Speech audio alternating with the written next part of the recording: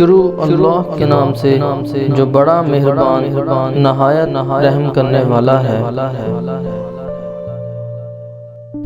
ایک شخص نے اپنے آپ سے قسم کھائی کہ اگر میں انڈا کھاؤں تو میری بیوی کو طلاق۔ اتفاق سے اس کی بیوی آستین میں رکھ کر انڈا لائی۔ اس نے کہا کہ جو کچھ تیری آستین میں ہے اگر نہ کھاؤں تو تجھے طلاق۔ اس کو معلوم نہیں تھا کہ آستین میں انڈا ہے۔ اب وہ سوچ میں پڑ گیا کہ کیا کروں، کیسے دونوں قسمیں پوری کروں۔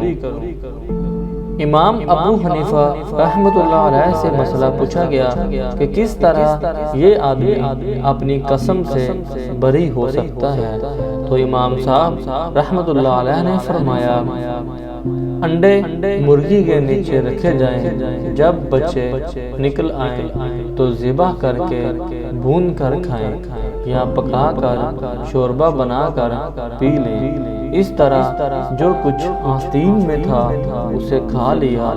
خول اور چھلکے کا اعتبار نہیں، اس لیے کہ یہ کھائے نہیں جاتے۔